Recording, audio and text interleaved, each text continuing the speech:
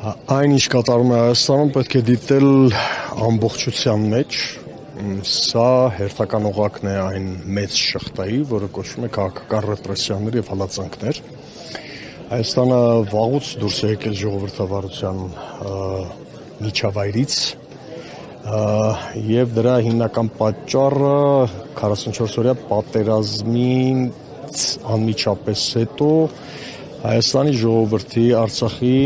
եւ հայ ժողովրդի, Հայաստանի Հանրապետության, Արցախի եւ հայ ժողովրդի ազգային պետական շահերի հստակ ոտնահարումն է այս իշխանության գլխավորությամբ։ Հոգեվորական կլինի թե աշխարհիկ, ոչ մի նշանակություն չունի, որովհետեւ մենք գործ ունենք դասական ավտորիտար համակարգի, վարչակարգի հետ, որի նախաձեռնած բոլոր քաղաքական գործընթացները հակասում են Հայաստանի սահմանադրությանը, մարդու իրավունքներին, խոսքի ազատությանը։ Ամեն սկսվեց մտքի տերորից, որի պարագլուխն է հենց այս վարչապետի պաշտոնը զբաղեցնողը, աթոռը զբաղեցնողը, եւ բնականաբար կան պարտավորվածություններ, այսպես ասած, արտաքին աշխարհի հետ, այն աշխարհի, որը երաշխիք է տվել իր իշխանությունում մնալու։ Ամենևին խոսքը արևմուտքի մասին չէ, ոչ էլ Ռուսաստանի, կոնկրետ Թուրքիայի մասին է։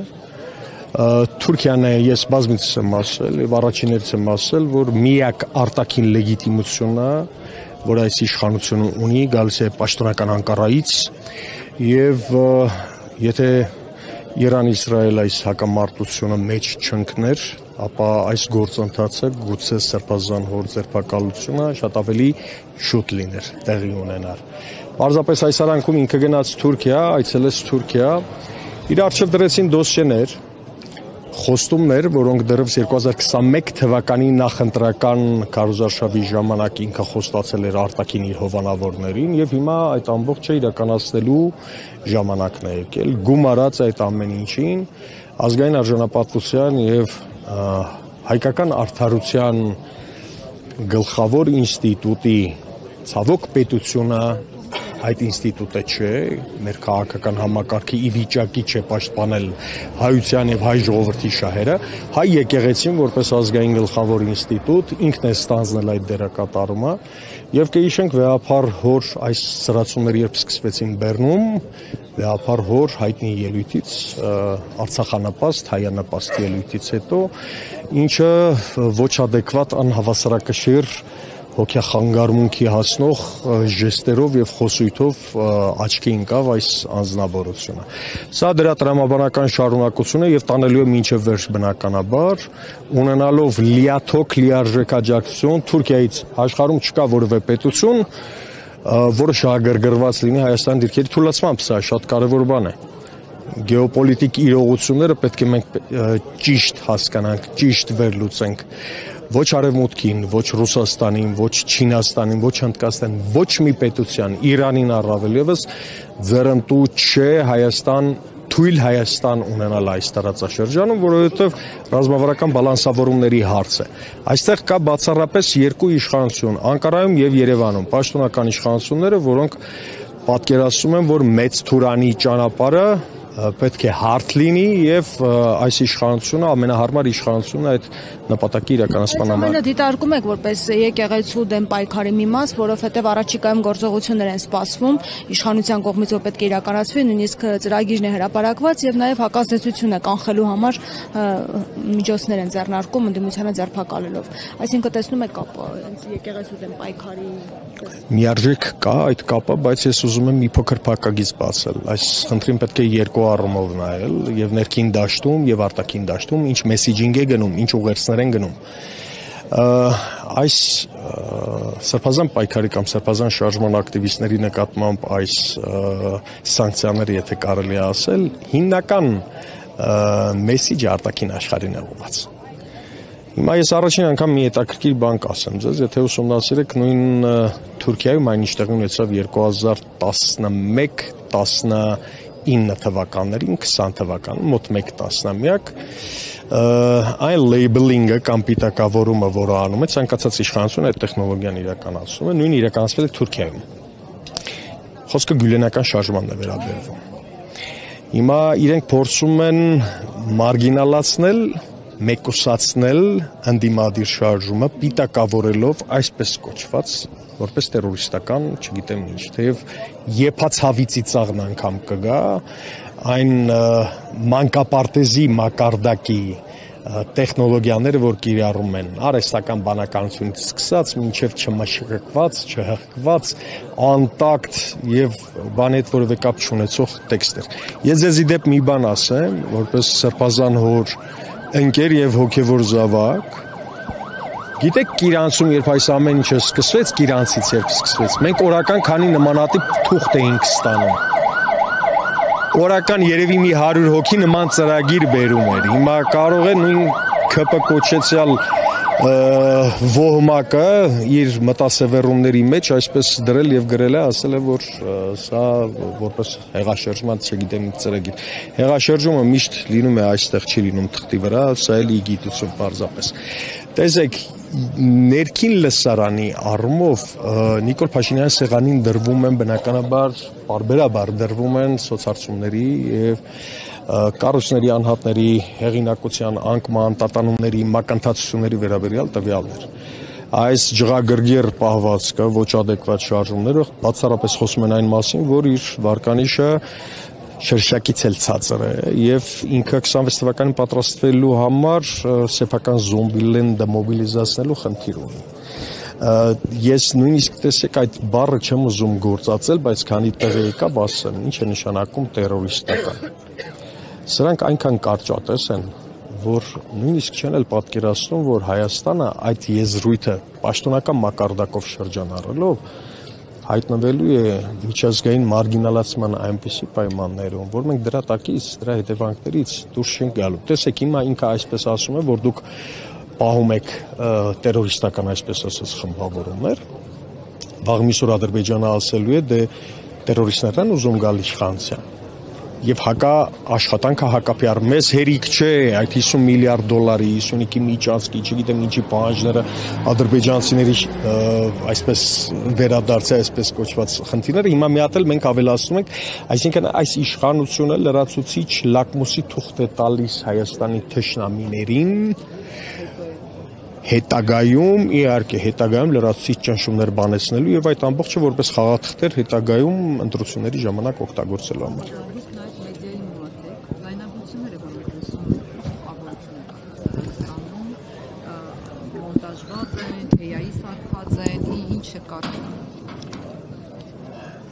Հեսիմե ջան, դուք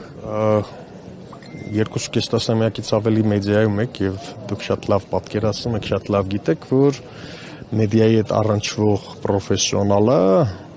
ցանկացած կադր կամ ձայն, որ լսում է, ինքը կարող է ախտորոշել այդ ամբողջը։ Եվ ձայնի տեմբրի փոփոխությունը, միջավայրի հետնաձայնի, բեքգրաունդի ձայնի փոփոխությունը, տարբերությունը, խշշոցները, այդ ամբողջ շատ հանգիստ կարելի է արհեստական բանականություն վաղուց անել, ընդհանուր մինչև արհեստական բանականություն, ես կարող եմ նույնիսկ ծրագրերի անուններ ասել, ինչով կարելի է այդ ամբողջը անել, այդտեղ ես որևէ խնդիր չեմ տեսնում, որովհետև դատարանը իհարկե, եթե խելքը գլխի մարդ կա այստեղ, պիտի փորձաքննության ուղարկի եւ ասի, որ ուրիշ թաղում խաղացեք, էլի, սա կրկես է պարզապես։ Իրեղեն ապացույցներ բնականաբար չկան, ինչ է ֆուտբոլի դաշտ, որ մարդիկ գնում են, ինչ որ ճայթուկներ են վերցնում, չէ, իրենց հետ։ Դրանք գտել են, ասում են, որ դրանով հեղաշրջում են անել։ 10 տարվա ընթացքում Հայաստանում 3 լուրջ բանդա է ձերբակալվել, բացահայտվել եւ իրենց արսենալը եւ զինանոցը, որ մենք տեսնեինք, այդ ժամանակ կարելի էր հասկանալ, թե ինչ է նշանակում հեղաշրջում։ Դուք որսորդական զենքերով պատկերացնում եք խաղաղության, արժանապատվության, հայրենատիրության քարոզանող մարդը, որսորդական հրացանով պիտի գնա հեղաշրջում անի, սա ինչ խեղճ է։ Գիտեք, այդ նախարարների ցուցակի վերաբերյալ մի հետաքրքիր բան ասեմ։ Դիմադրության շարժումից մինչև հայրենիքի փրկության շարժում, հակառակը մինչև սրբազան շարժում, հրապարակում ճեմող ցանկացած մարդու գրպանից կարելի էր գտնել 20 նմանատիպ ցուցակ, որտեղ իր հարազատներին պատկերացնում էր, չգիտեմ ինչ, նույնիսկ եղել է, որ ցույցերից մեկի ժամանակ ես միաժամանակ մի քանի էկոնոմիկայի նախարարի եմ հանդիպել։ ապագա։ Հիմա սրանք խեղկատակություն են, ուղղակի այստեղ զուտ PR-ի տեսանկյունից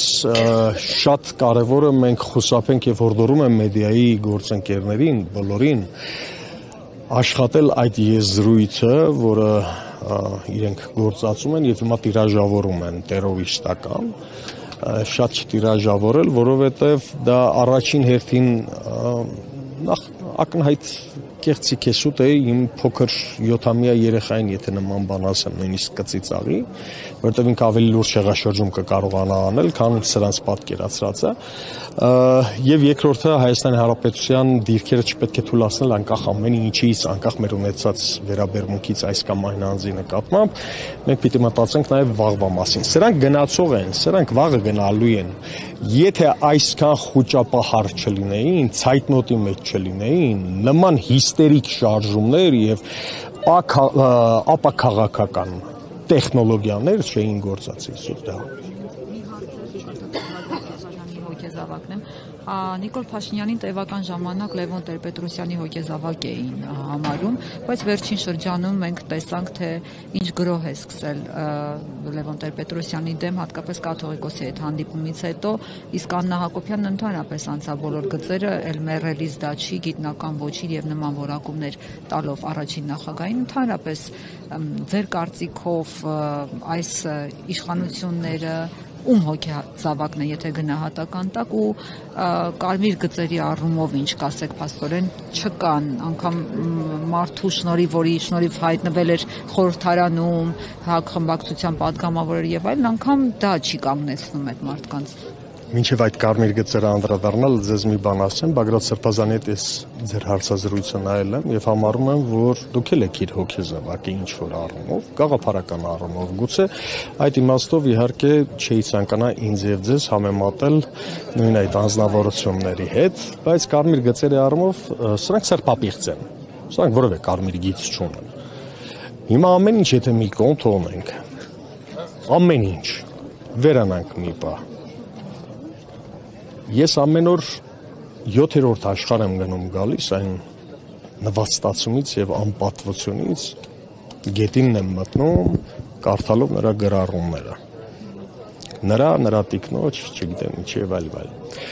ԿՊ որպես այդպիսին գոյություն չունի, գոյություն ունի ոհմակ, քաղաքական ոհմակ, որը զավթել է իշխանություն։ Ավելին ասեմ ձեզ, եթե կա մի տերորիստ Հայաստանում, որը ահաբեկել է սեփական ժողովրդին եւ հայրենավաճառքով է զբաղվել, դա Նիկոլ Փաշինյանն է։ Այնպես որ իրենց падգամավորներից որոշ կենթանիների հետ ասոցացվող, շրջանառում են, անունները չտամ, այդ որ ասում են ստահակ տերորիստներ, մեզ ամենամեծ տերորիստի հասցեն ասում են Նիկոլ Փաշինյան, եթե դու քո ղեկավարին այդպես ես դիմում, ես միայն գլխարկս խոնարհում եմ քո առաջ։ Կեցես։ Բան արդեն հայտնի դարձավ, որ Արցախի հանրապետության ազգային ժողովի պատգամավորը կալանավորվեց 2 ամսով, սա ինքնին ենթադրում է, որ այս շղթայաձև գնալու է։ Իհարկե շղթայաձև գնալու է, ես ավելին չեմ բացառում, որ ազգային արժանապատվությունը պահող քաղաքական ուժերը, կուսակցությունները, անձինք, անհատներ, հեղինակություններ լինելու են շղթայի հաջորդ օղակը։ Ինչու՞, որովհետև մի հետաքրքիր փաստել չմոռանանք, ազգային անվտանգության ծառայության պետի փոփոխությունը, ինչին հաջորդեց ոչ միայն հակափաշինյանական այսպես գործողությունները չզսպելու եւ այլն, այլ ակտիվորեն ամեն ինչ արեցին, որպեսզի Արցախի նախագահի ընտրությունը տապալվի։ Եվ հիմա Արցախի ընդհանրապես խորհրդարանի նախագահի պետական ինստիտուտների գործառնության խնդիր, երբ որ նորից օրակարգ է եկել, պետք է խափանել այդ ամբողջը, մտնել ընդհուպ Արցախի ազգային ժողովի խորհրդարանական խմբակցությունները եւ ես չեմ բացառում, որ հաջորդ այսպես սկալանավորվողները լինեն դարձյալ Արցախի տարբեր խորհրդարան տարբեր խմբակցություններից։